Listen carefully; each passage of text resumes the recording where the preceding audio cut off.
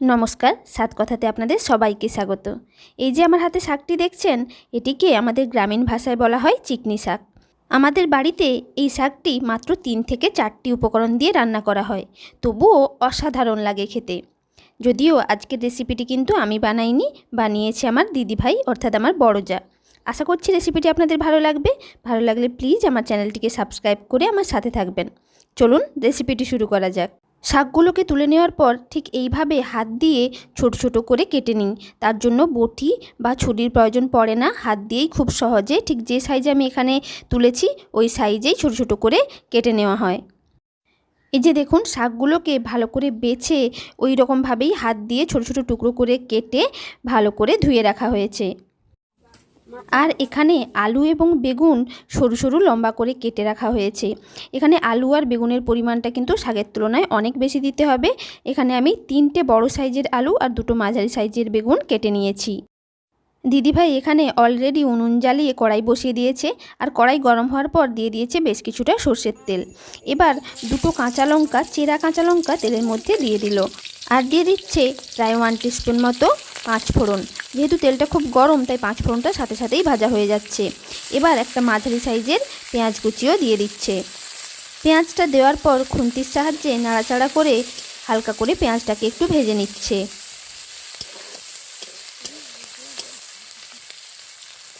পেঁয়াজগুলো হালকা ভাজা হয়ে গেছে। এবার আলু এবং বেগুন যেগুলো সরু সরু লম্বা করে কাটা হয়েছিল সেগুলো কড়াইয়ের উপর দিয়ে দিচ্ছে। এই যে দেখুন, ধীরে ধীরে সমস্ত আলু এবং বেগুনগুলো কড়াইয়ের মধ্যে দিয়ে দিল। এবার খুন্তির সাহায্যে ভালো করে নাড়াচাড়া করে মশলার সাথে আলু এবং বেগুন মিক্স করে নিচ্ছে।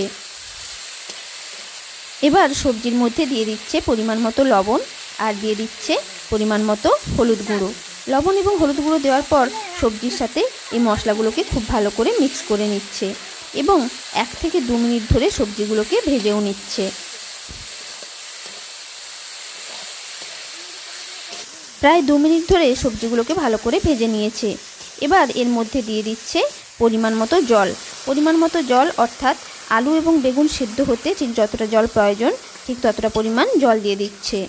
জল দিয়ে আরও একবার ভালো করে সব কিছু মিক্স করে নিল এবং ঢাকা দিয়ে কিছুক্ষণ ধরে রান্না করে নিচ্ছে। প্রায় 3 থেকে 4 মিনিট ধরে রান্না করার পর দেখুন জুসটা কিন্তু অনেকটাই কমে গেছে, আলু অনেকটাই সেদ্ধ হয়ে গেছে, তবে আলুটা আরেকটু সেদ্ধ হবে, তাই আবারও একবার ঢাকা দিয়ে কিছুক্ষণ ধরে রান্না করে নিচ্ছে। আরও 4 থেকে 5 মিনিট ধরে রান্না করে নিয়েছে। দেখুন জুসটা একদম নেই বললেই চলে, একদম নিচের দিকে হালকা আছে, আর আলু এবং বেগুনও কিন্তু একদম ভালোভাবে সেদ্ধ হয়ে গেছে। ঠিক এমন অবস্থাতেই দিয়ে দিচ্ছে শাকগুলোকে। সম্পূর্ণ শাকটা দিয়ে দেওয়ার পর শাকের থেকে যে জল বেরোবে তাতেই কিন্তু বাকি রান্নাটা হয়ে যাবে। এবার শাকগুলোকে আলু এবং বেগুনের সাথে একদম ভালোভাবে মিক্স করে দিচ্ছে।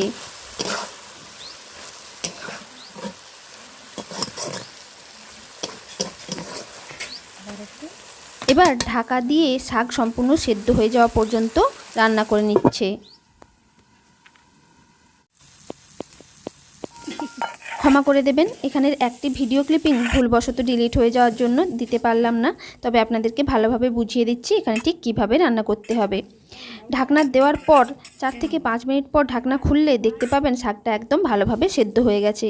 তারপর খুন্তির সাহায্যে আলু, বেগুন এবং শাক ভালো করে ঘেঁটে দেবেন। আশা করি এখানটা ভিডিওটা দেখে বুঝতে পারছেন ঠিক কীভাবে ঘেঁটে দেওয়া হয়েছে। তারপর উনুনের আঁচটা কমিয়ে 3 থেকে 4 মিনিট ধরে এটাকে একদম শুকনো শুকনো করে রান্না করে নিতে হবে। এমনভাবে রান্না করতে হবে যাতে একটুও জুস না থাকে এবং কড়া থেকে একদম সবজিটা ছেড়ে যায়। এটিকে যত শুকনো শুকনো করে রান্না করবেন তত কিন্তু খেতে টেস্টি লাগবে। একদম শুকনো শুকনো হয়ে গেলে তারপর এটাকে অন্য পাত্রে তুলে নেবেন। আশা করছি রেসিপিটি আপনাদেরকে বোঝাতে পেরেছি, যদিও আমি আরও একবার আপনাদের কাছে ক্ষমা প্রার্থী ভিডিও ক্লিপিংটি না দিতে পারার জন্য। তবে রেসিপিটি যদি ভালো লেগে থাকে আমার চ্যানেল সাত কথাকে সাবস্ক্রাইব করে নেবেন, আর সাবস্ক্রাইব করার পর পাশে থাকা বেল আইকনটি প্রেস করে দেবেন যাতে আমার যে কোনো নতুন ভিডিও আপনাদের কাছে সবার আগে পৌঁছে যায়। আর এই রেসিপিটি ভালো লাগলে একটি লাইক করে দেবেন, সবার সাথে শেয়ার করবেন, আর নিচে কমেন্ট করে জানাবেন কেমন লাগলো। নমস্কার।